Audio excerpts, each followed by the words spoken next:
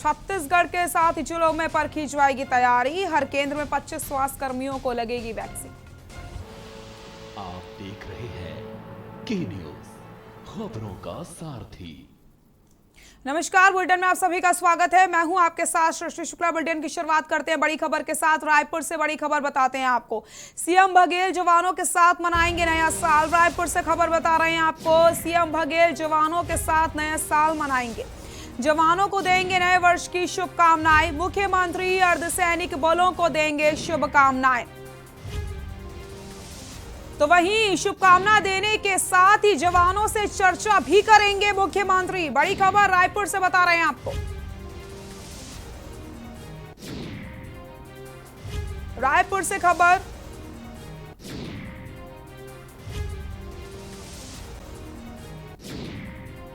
मुख्यमंत्री अर्धसैनिक बलों को देंगे शुभकामनाएं। शुभकामना देने के साथ ही जवानों से करेंगे चर्चा। सीएम बघेल जवानों के साथ मनाएंगे नया साल। रायपुर से खबर।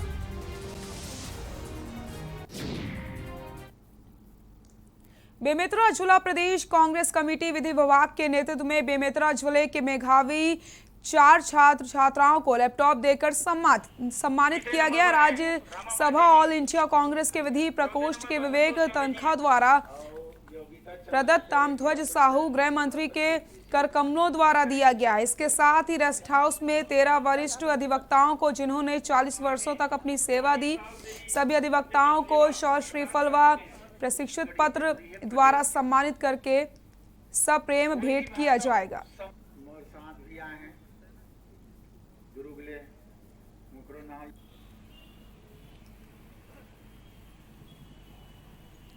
तीसरे नंबर पर हैं रामा पांडे जी, चौथे नंबर पर संतोष चौबे जी हैं और योगिता चंद्राचार्य जिला पंचायत में सभापति कृषि विभाग प्रदान करें।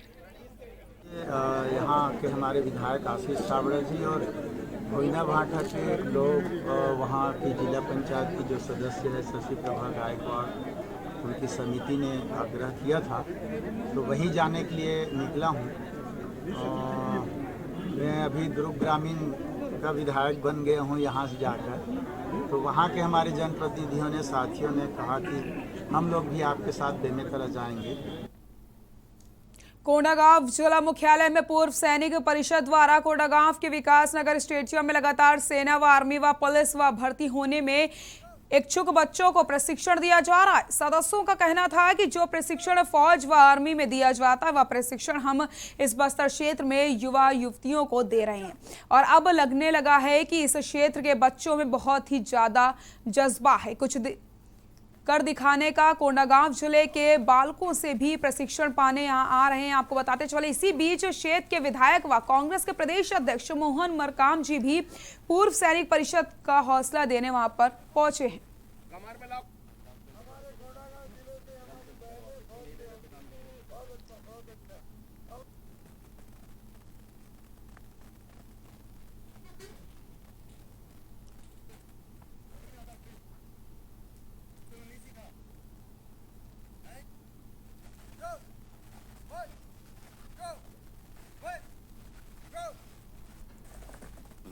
तो छुट्टी पे हूँ तो देखा सर लोग जो हमारे भूतपूर्व सैनिक हैं वो और लड़कियों को ट्रेनिंग दे रहे हैं। तो मुझे भी बताया गया कि आप सर्विस में हो, आप आके अपना एक्सपीरियंस बताओ। तो वो एक्सपीरियंस करके अभी लगभग 15 दिन से कंटिन्यू मैं लड़कों और लड़कियों को दे रहा हूँ। तो इसमें से जो लड़कियों को ट्रेनिंग दिया जा रहा है वो DF के लिए, CRPF के लिए, SSB के लिए और सेना में जाने के लिए इनको ट्रेनिंग प्रशिक्षण दिया जा रहा है। मैं सोमेश्वर भारती साहू, पूर्व सैनिक सेवा परिषद छत्तीसगढ़ कोंडागांव इकाई के मीडिया प्रभारी के रूप में यहाँ पे हूँ और 20 दिसंबर को हमने ये सैनिक प्रशिक्षण जो कि विभिन्न फोर्स में भर्ती होने के लिए जो बच्चे इंटरेस्टेड थे उनको आमंत्रित किए थे और काफ़ी बच्चों का यहाँ आगमन हुआ था उस दिन।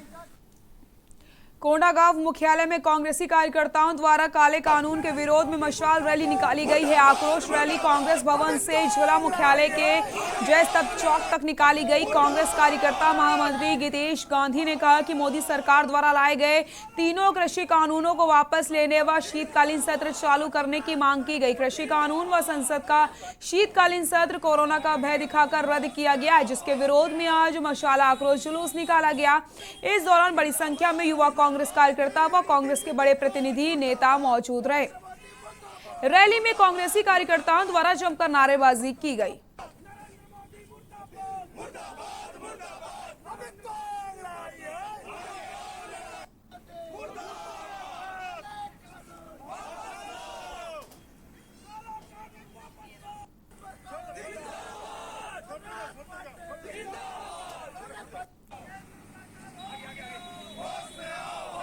तीन नए कृषि कानून लाए हैं। यूथ कांग्रेस की ओर से आज इस मशाल जुलूस का आयोजन किया था, जिसमें प्रमुख मांग है कि जो तीन काले कानून कृषि के लाए हैं उसे नरेंद्र मोदी सरकार वापस ले। दूसरा, जो संसद का शीतकालीन सत्र है जिसे उन्होंने रद्द कर दिया, ये कह के कि कोरोना से संक्रमण फैलेगा। अमित शाह जी रैली करते हैं, चुनाव में रैली करते हैं, तब कोरोना का संक्रमण नहीं फैलता है, लेकिन संसद का शीतकालीन सत्र चलेगा तो इससे कोरोना फैलेगा। भिलाईगढ़ नगर पंचायत अधिकारी के साथ हुई मारपीट घटना के बाद नगर पंचायत के सभी कर्मचारियों ने रैली निकाल के विरोध जताया। आपको बता दें चले सभी कर्मचारियों ने सीएमओ के साथ मारपीट करने वाले लोगों के ऊपर कड़ी कार्रवाई करने की मांग करी है। इसके साथ ही भिलाईगढ़ तहसीलदार को ज्ञापन सौंपा है और नगर पंचायत को सभी आवश्यक काम बंद करने की बात कही है। साथ ही साथ भिलाईगढ़ थाने में भी आरोपियों को जल्द गिरफ्तार करके कार्रवाई करने की मांग रखी जा रही है।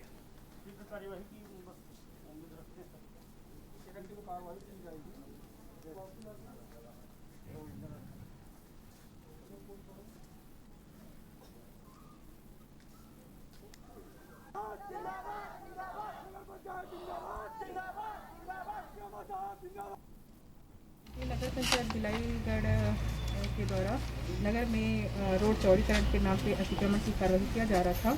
कल दिनांक 30/12/2020 को कल शाम को 6 बजे की घटना हुई। सीएमओ साहब कल कुछ लोगों के द्वारा भीड़ के द्वारा घेर लिया गया और उनके ऊपर पत्थर से भी शायद उनको पत्थर पड़ा हुआ है सर पे। उसमें मुख्य रूप से किन किन लोगों का भी नाम सामने आ रहा है? तो मुझे भी जानकारी नहीं है क्योंकि काफ़ी भीड़ भाड़ था, तो अभी क्लियर पता नहीं चला है। नगर पंचायत के द्वारा अतिक्रमण तोड़ा जा रहा था, जिस पर कुछ ग्रामीण उनके साथ में हाथापाई मारपीट हुई, जिसमें प्रथम सूचना पत्र भरत चंदेल के द्वारा दर्ज कराया गया है, जिसमें त्वरित कार्रवाई के संबंध में लिखित आवेदन दिए हैं।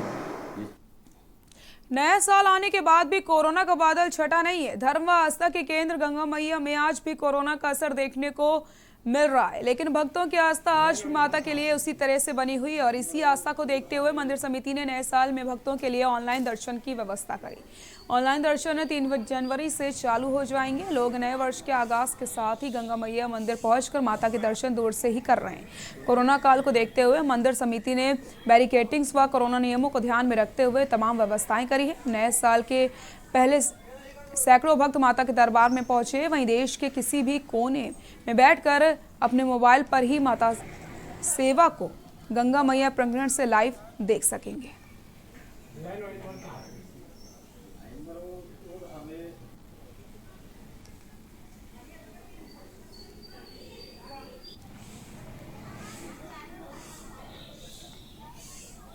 कोरोना के चलते मंदिर में तमाम तरीके की व्यवस्थाएं करी जा रही है। नए साल पर मंदिर समिति की और माता के दर्शन करने के लिए ऑनलाइन व्यवस्था भी करी गई है, तो आप कहीं भी बैठे हो अपने मोबाइल में क्लिक करिए और माता के दर्शन आप आसानी से कर सकते हैं। ये व्यवस्थाएं करी गई क्योंकि अभी भी कोरोना का प्रकोप गया नहीं है। लगातार केसेस सामने आते चले जा रहे हैं और जब तक वैक्सीन नहीं आती तब तक ढिलाई नहीं की जा सकती। इसलिए तमाम तरीके की व्यवस्थाएं यहाँ पर की गई हैं और कम ही श्रद्धालु मंदिर पहुंच रहे हैं माता के दर्शन के लिए, लेकिन जल्द ही अब ऑनलाइन दर्शन की व्यवस्था भी कर दी जाएगी।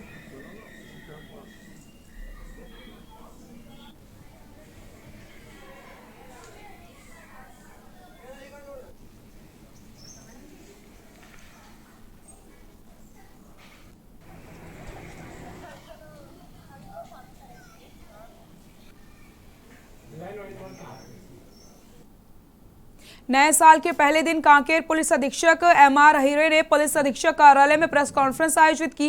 प्रेस कॉन्फ्रेंस का मकसद पिछले 1 साल में पुलिस विभाग के कार्य और चुनौतियों व उपलब्धियों से अवगत करवाना था।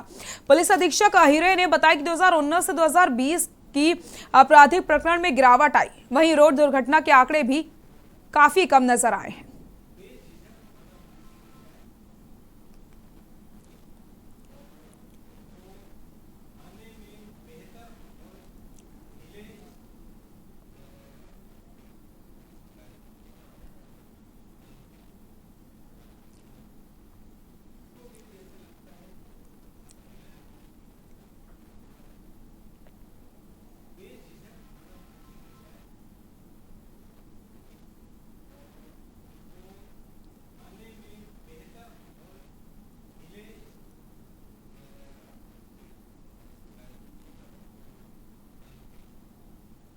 कांकेर पुलिस के लिए 2020 वास्तव में कामयाबी भरा रहा है और न केवल अपराध की दृष्टि से बाकी नक्सल अपराध के संबंध में देखते हैं। नक्सलियों के खिलाफ कांकेर पुलिस की लड़ाई बहुत ही महत्वपूर्ण रहा। इस 2021 में हम नक्सलियों के खिलाफ हमारी लड़ाई है वो निर्णायक मोड़ पर लेके जाएंगे और केंद्रीय सुरक्षा बल यहाँ पर जो BSF और SSB तैनात हैं उनके साथ अच्छा बेहतर कोऑर्डिनेशन करते हुए अधिक से अधिक उनका उपयोग करके साथ में चल के हम नक्सल फील्ड में लगातार उनके कोर एरिया है जहाँ पर इनके मेन नक्सली रहते हैं उस कोर एरिया में हम अभियान चलाएंगे। और नए साल के पहले दिन प्रधानमंत्री नरेंद्र मोदी ने शहरों में रहने वाले गरीब लोगों के लिए घर की सौगात दी है। पीएम नरेंद्र मोदी ने 6 राज्यों में लाइट हाउस प्रोजेक्ट का शिलान्यास किया। आपको बताते चले LHP के तहत केंद्र सरकार 6 शहरों में इंदौर, चेन्नई, रांची, अगरतला, लखनऊ और राजकोट में 1000 से अधिक मकानों का निर्माण किया जाएगा।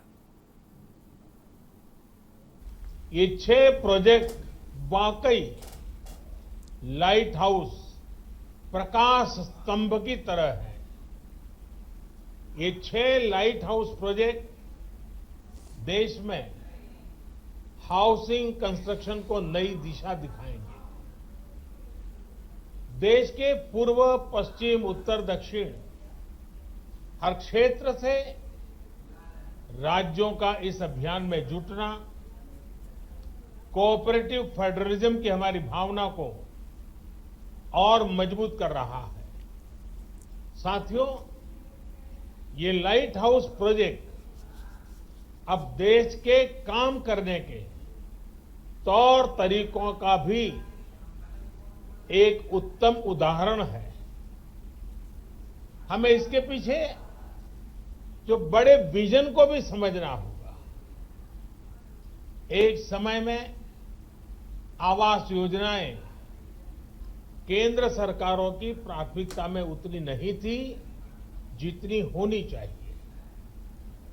सरकार घर निर्माण की बारीकियों और क्वालिटी पर नहीं जाती थी, लेकिन हमें पता है बिना काम के विस्तार में ये जो बदलाव किए गए हैं, अगर ये बदलाव न होते कितना कठिन होता। आज देश ने एक अलग अप्रोच चुनी है, एक अलग मार्ग अपनाया है। बिल्डिंग मटेरियल से मैं स्थानीय जरूरतों और घर के मालिक की अपेक्षाओं के अनुसार इनोवेशन नजर आएगा। घर के साथ साथ दूसरी योजनाओं को भी एक पैकेज के रूप में इससे जोड़ा गया है। इससे जो गरीब को घर मिल रहा है उसमें पानी, बिजली, गैस ऐसी जो उसकी आवश्यक सुविधाएं हैं, ऐसी अनेक सुविधाएं सुनिश्चित की जा। इतना ही नहीं, पारदर्शिता सुनिश्चित करने के लिए हर घर की जियो टैगिंग की जा रही है। जियो टैगिंग के कारण हर चीज का पता चलता है। इसमें भी टेक्नोलॉजी का पूरा इस्तेमाल किया जा रहा है। घर निर्माण के हर स्टेज की तस्वीर वेबसाइट पर अपलोड करनी पड़ती है। घर बनाने के लिए जो सरकारी मदद है वो सीधे लाभार्थी के बैंक खाते में भेजी जाती है। और मैं राज्यों का भी आभार व्यक्त करूंगा क्योंकि इसमें वो भी बहुत सक्रियता से साथ चल रहे हैं। आज कई राज्यों को इसके लिए सम्मानित करने का भी मुझे सौभाग्य मिला है।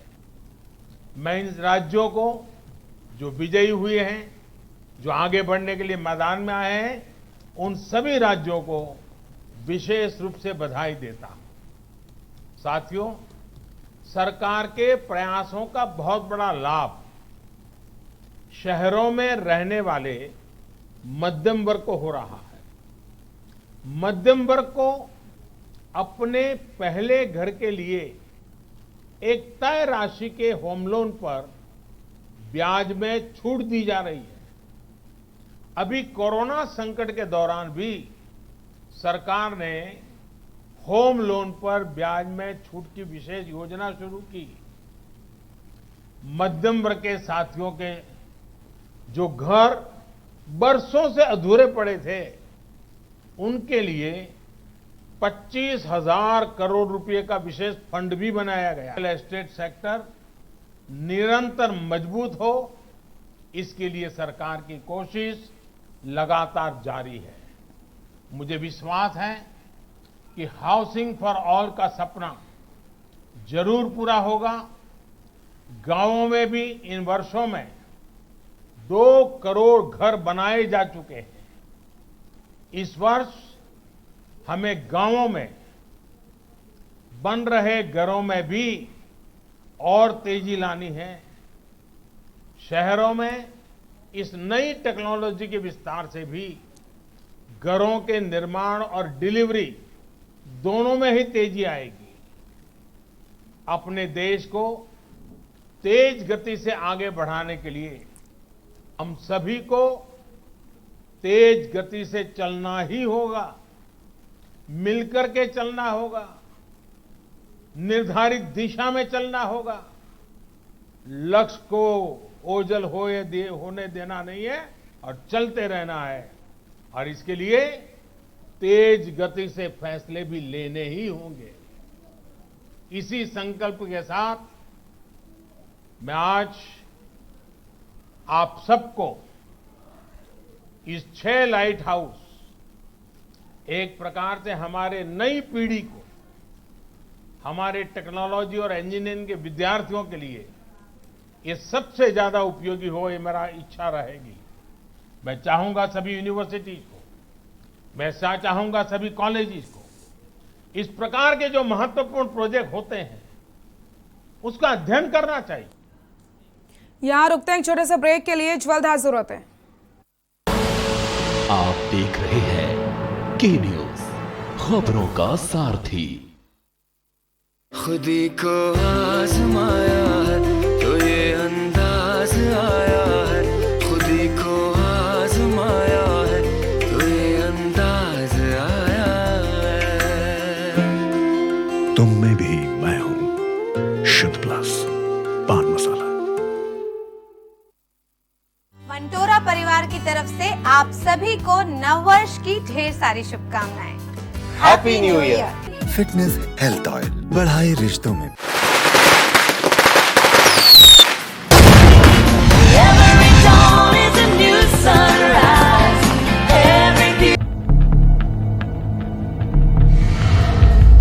यहाँ इंसानों की नहीं, घड़ियालों की बस्ती है। यहाँ आम नहीं, बबूल उगता है।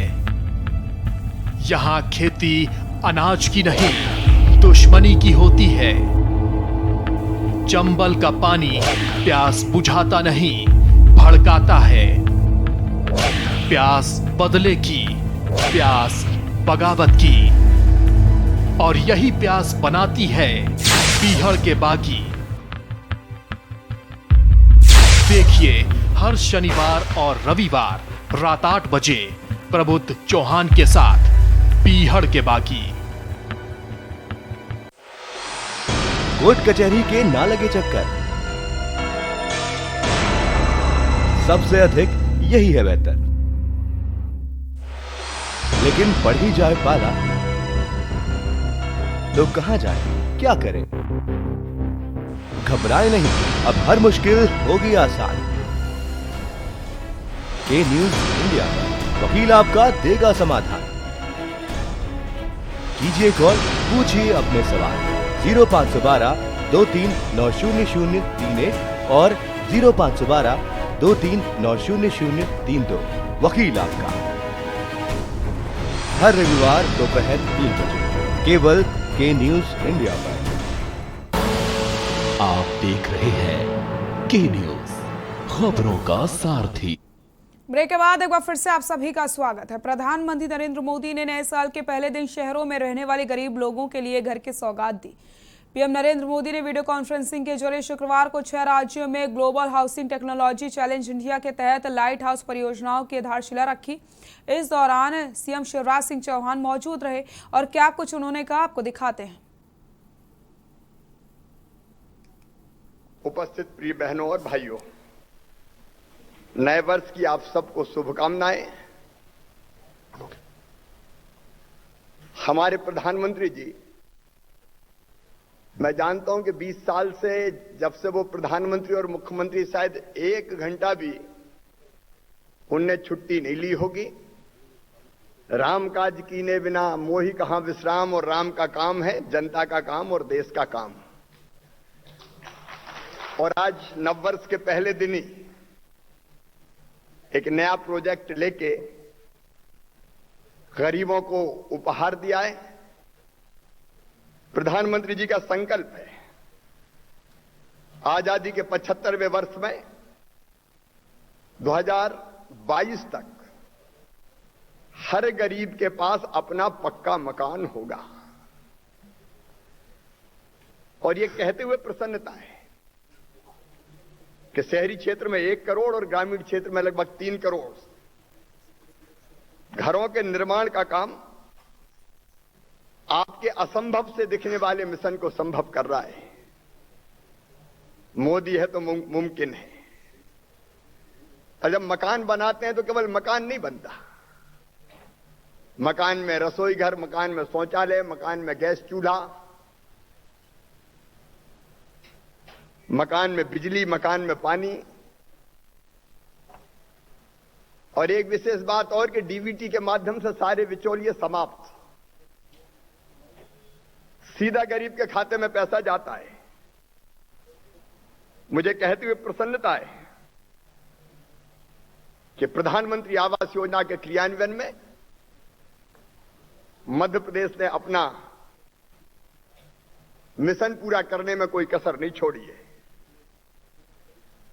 माननीय प्रधानमंत्री जी, 378 नगरीय निकायों में अब तक 7,24,000 से अधिक आवास हमारे स्वीकृत हो चुके हैं। 3 लाख आवासों का काम हमने पूरा कर लिया है। आपकी प्रेरणा से हम सबका संकल्प है और मुझे ये कहते हुए गर्व और गौरव है कि इस प्रोजेक्ट के अंतर्गत केवल 6 नगरों का चयन किया गया। उनमें से एक है हिंदुस्तान का सबसे स्वच्छ शहर इंदौर, जिसने स्वच्छता का चौका तो मारा है, अब पंच लगाने को भी तैयार है। लाइट हाउस प्रोजेक्ट के अंतर्गत प्री फैब्रिकेटेड सिस्टम की नई टेक्नोलॉजी का उपयोग करके मध्य प्रदेश के इंदौर में 128 करोड़ रुपए की लागत से 1024 आवास तैयार किए जा रहे हैं। मैं प्रधानमंत्री जी का, भारत सरकार का विशेष आभार व्यक्त करना चाहता हूं कि कोविड संकट के इस समय में इस परियोजना के प्रति आवास केंद्रांश की राशि 2 लाख से बढ़ाकर अब लगभग 5.5 लाख रुपए कर दी गई है। मैं सभी राज्य सरकारों, शिक्षाविदों, इंजीनियरिंग कॉलेजों, डेवलपर्स, आर्किटेक्ट्स आदि को नई प्रौद्योगिकी से बनने वाले आवासों की गुणवत्ता आदि को देखने के लिए इसे लाइव प्रयोगशाला के माध्यम से अनुभव करने के लिए आमंत्रित करता हूं। आज के इस आयोजन में नवीन तकनीकों के संकलन पर आधारित पुस्तिका का भी विमोचन हुआ है। इस प्रकार हमारे 3 हितग्राहियों को जिन्होंने सुंदर और उत्कृष्ट आवास बनाए हैं, उन्हें भी आज सम्मानित किया जा रहा है। मैं श्रीमती अनिता यादव निवासी देवास, श्रीमती बबीता बुआड़े निवासी बैतूल और श्री रशीद काला निवासी अलीराजपुर को भी उत्कृष्ट आवास निर्माण के लिए सम्मानित होने पर हार्दिक बधाई देता हूं। मुख्यमंत्री शिवराज सिंह चौहान इंदौर में आम आदमी और गरीबों के बीच जाकर के अपने नववर्ष की शुरुआत की और क्या कुछ कहा, दिखाते हैं। पूरे प्रदेशवासियों को, इंदौर वासियों को नए साल की शुभकामनाएं। ये नया साल प्रदेश और देश की जनता के जीवन में सुख समृद्धि लाए, रिद्धि सिद्धि लाए, कोरोना जैसी महामारी समाप्त हो जाए, सब सुखी हो, सब निरोग हो, सबका मंगल हो, सबका कल्याण हो, यही प्रार्थना है। आज पहले दिन इंदौर में हूँ और इंदौर में तय किया अपने उन भाई बहनों के बीच जाऊंगा जो गरीब भी है और किसी न किसी कारण परेशान हैं। कोरोना काल में एक बहन कल्याणी हो गई, पति नहीं रहे, उस बहन से मिल के आया हूँ, उसकी आजीविका का प्रबंध किया है। एक बेटी दिव्यांग है, उससे मिल के आया हूँ, एक बेटा भी दिव्यांग है, उससे मिल के आया हूँ। उनके जीवन की गाड़ी ठीक चले इसका प्रबंध किया है। लेकिन ये संकल्प भी है कि जो सबसे पीछे, सबसे नीचे है, जो दुखी और गरीब है, उसके लिए भारतीय जनता पार्टी की सरकार हम सबसे पहले है। उनकी सेवा करके उनकी जिंदगी के कष्ट दूर करना हमारे जीवन का मिशन है। बहुत बहुत शुभकामनाएं। खबर शहडोल के बुढ़ार थाना क्षेत्र के लालपुर हाईवे के पास NH43 से, जहां पर एम्बुलेंस के अज्ञात वाहन ने टक्कर मार दी है।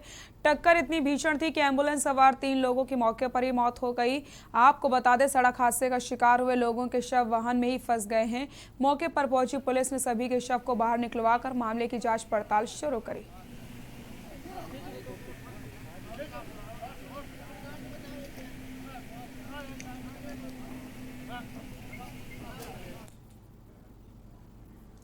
खंडवा जिले के नगर परिषद पंधाना द्वारा निर्मित 44 दुकानों की नीलामी प्रक्रिया 31 दिसंबर गुरुवार को विधायक राम दांगोरे, SDM ममता खड़े, TIRS Malvi, CMO MR Badole व मंडल अध्यक्ष प्रदीप जगधनी की मौजूदगी में हुई। 31 दुकानों की नीलामी 4 करोड़ 38 लाख रुपए में की गई। इस मौके पर 207 आवेदन प्राप्त हुए।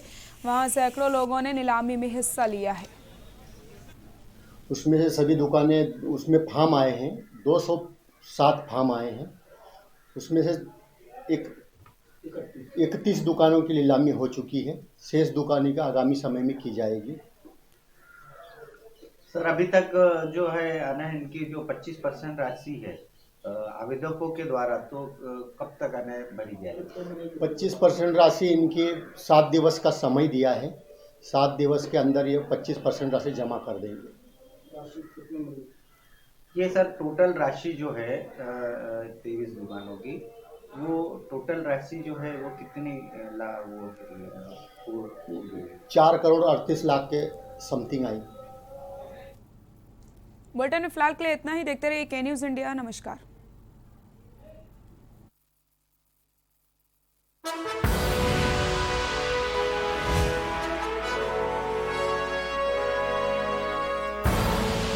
आप देख रहे हैं के न्यूज़, खबरों का सारथी।